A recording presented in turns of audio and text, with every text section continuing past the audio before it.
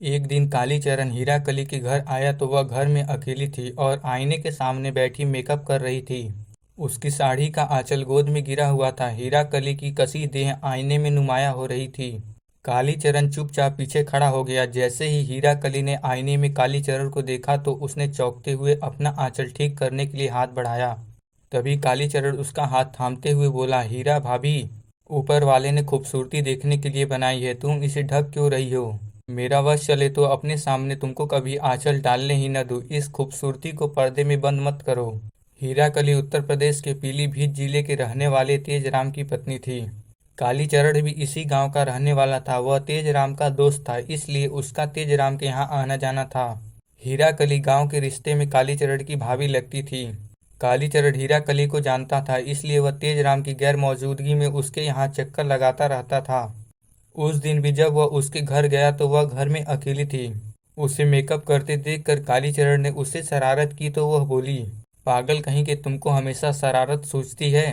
काली, एक बात बताऊं, जब भी तुम मुझे छूने की कोशिश करते हो तो मुझे डर लगता है कि कहीं मुस्कान के पापा न देख ले और तुम्हारी चोरी पकड़ी जाए। अरे भाभी, इस बात को लेकर तुम चिंता क्यों करती हो? मुझे सिर्फ इतना बताओ कि मेरी शरारत से तुम्हें तो कोई परेशानी नहीं होती। बुरा तो नहीं मानती मेरी छेड़छाड़ का? बिल्कुल नहीं। पर एक बात बताओ कि तुम्हारी इन बातों का मतलब क्या है? कहीं तुम मुझ पर डोरे डालने की कोशिश तो नहीं कर रहे? हीराकली ने कालीचरण के मन की थाह लेनी चाहिए। भाभी, जब तुम जान ही गई हो तो दिल की बात तुम्हें बता ही दूं। सच यह है कि भाभी, मैं तुम्हें प्यार करता हूँ। जिस दिन मैं तुम्हें देख नहीं लेता अजीब सी बेचैनी महसूस होती है, तभी तो किसी न किसी बहाने से यहाँ चला आता हूँ। कालीचरण की बात अभी खत्म भी नहीं हुई थी कि हीराकली बोली, तुमने कभी मेरी आंखों में झांक कर देखा है कि उनमें तुम्हारे लिए कितनी चाहत है? दिल की भाषा को आंखों से पढ़ पाने में भी तुम अभी अनाड़ी ही हो। सच कहा तुमने, मैं अनाड़ी ही निकला, लेकिन आज यह अनाड़ी खिलाड़ी बनना चाहता है। कहते हुए कालीचरण ने हीराकली के चेहरे को अपने हाथों में भर लिया। पल भर बाद हीराकली उसकी बाहों में कैद थी। आंखें बंद कर उसने अपना सिर कालीचरण के सीने पर टिका दिया। कालीचरण का दिल तेज गति से धड़कने लगा। वह हीराकली को बाहों में उठाकर बेड पर ले गया। फिर दोनों ने अपनी हसरतें पूरी कर ली। शराब पी पी कर खोखले हो चुके पति तेजराम के शरीर में अब वह बात नहीं रह गई थी जो हीराकली की देह की आग को बुझा पाती। इसलिए उसके कदम कालीचरण की तरफ बढ़ गए थे। आज कदम जब मंजिल तक पहुंच गए तो उनकी चाहत पूरी हो गई। तेजराम से विवाह करने के बाद हीराकली दो बेटियों और एक बेटे की मां बनी। इसी बीच तेजराम के माता पिता का देहांत हो गया। पिता की जो 10 बीघा जमीन थी वह दोनों भाइयों तेजराम और चेतराम के बीच आधी आधी बढ़ गई। तेजराम के हिस्से में 5 बीघा जमीन आई थी। उसी पर खेती करके वह अपने परिवार का खर्च चलाता था। उसे शराब की बुरी लत लग गई थी। रोज शाम को वह शराब लेकर बैठ जाता और घंटों पीता रहता। कालीचरण भी उसी गांव में रहता था। आपराधिक प्रवृत्ति का कालीचरण 40 साल की उम्र में भी अविवाहित था।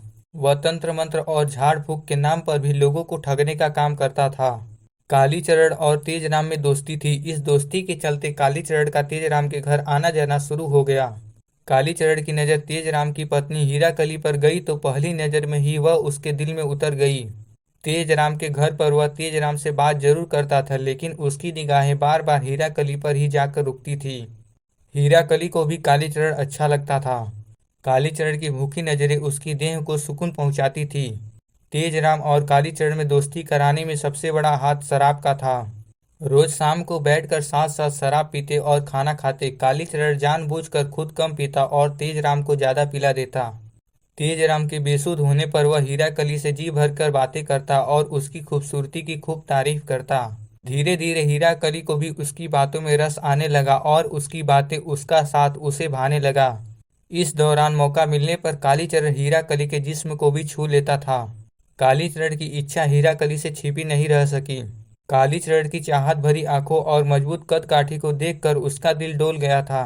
इसका एक कारण यह था कि कालीचरण हीराकली से इज्जत के साथ बातचीत करता था, जबकि तेजराम उसके साथ बेहूदगी से पेश आता था। साथ ही शराब के नशे में उसके साथ मारपीट करता था।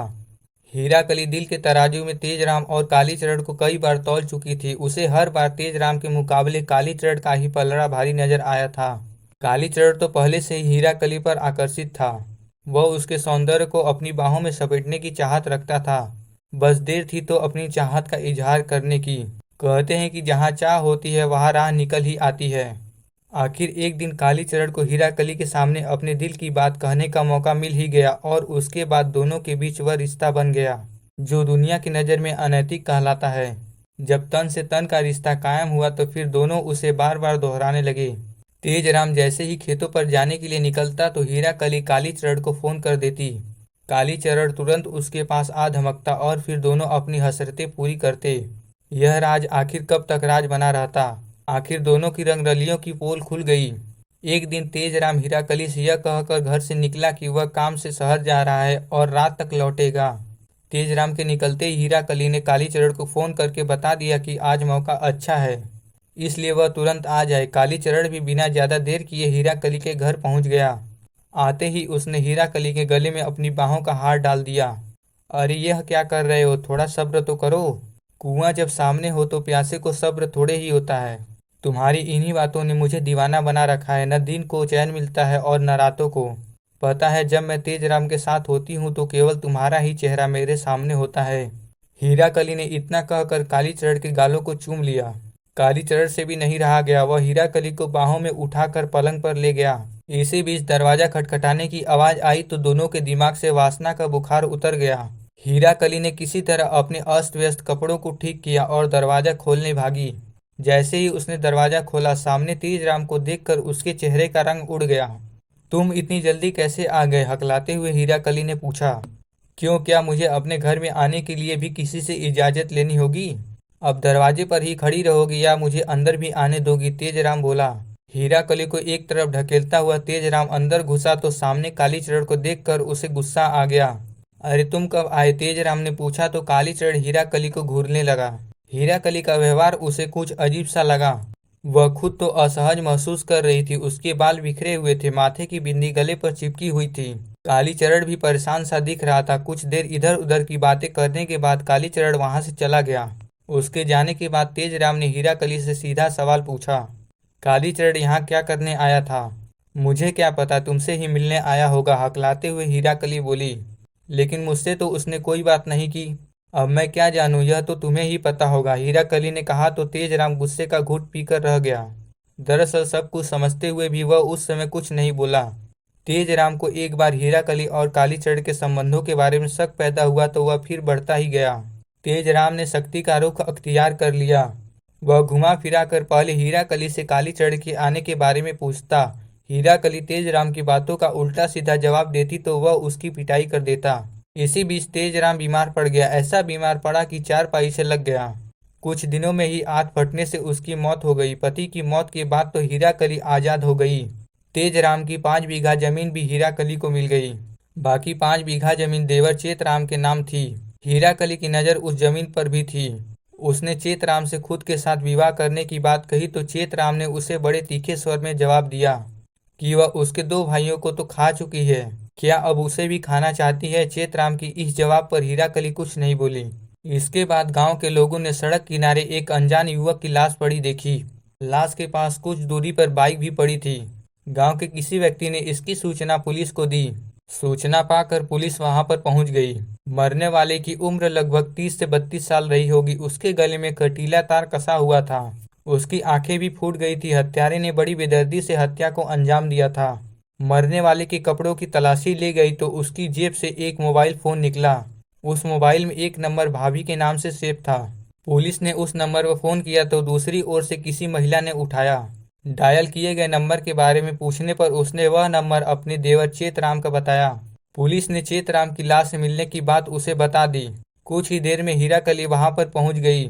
उसने लाश की पहचान अपने देवर चेतराम के रूप में की और लाश के पास मिली बाइक को चेतराम की बताया।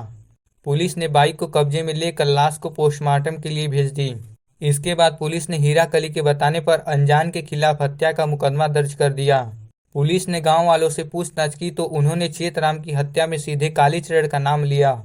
उन्होंने बताया कि कालीचरण और हीराकली के बीच अवैध संबंध है। इसके बाद पुलिस ने हीराकली के मोबाइल नंबर की कॉल डिटेल्स निकलवाई।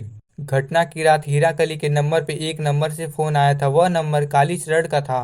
इसका मतलब यह था कि घटना में कालीचरण के साथ हीराकली भी शामिल थी। पुलिस ने कालीचरण को गिरफ्तार कर लिया। इसके बाद हीराकली को भी गिरफ्तार कर लिया गया। थाने लाकर जब दोनों से पूछताछ की गई तो दोनों ने पूरी कहानी बयां कर दी। हीरा कली पति तेजराम के न होने से आजाद हो गई थी। कालीचरण बेरोक टोक उसके घर आता जाता और उसके पास घंटों पड़ा रहता। यह बात पूरा गांव जानता था। चेतराम को भी इस बारे में पता चल गया था। उसने नजर रखी तो बात सच निकली। यह बात चेतराम को बहुत अखरी। भाभी को गांव भर में सरेआम इज्जत उछालना चेतराम से बर्दाश्त नहीं हो रहा था। उसका हीरा कली से रोज झगड़ा होने लगा। इसी बीच चेतराम ने अपनी 1 बीघा जमीन बेच दी। इस पर हीरा कली चेतराम से खूब लड़ी। हीरा कली ने अपने संबंधों के बीच चेतराम को आते देखा तो वह उससे छुटकारा पाने का रास्ता सोचने लगी। वैसे भी उसके हटने से उसे दोहरा लाभ होने वाला था। एक तो वह उसके हटने के बाद कालीचरण के साथ आराम से जिंदगी बिता सकती थी।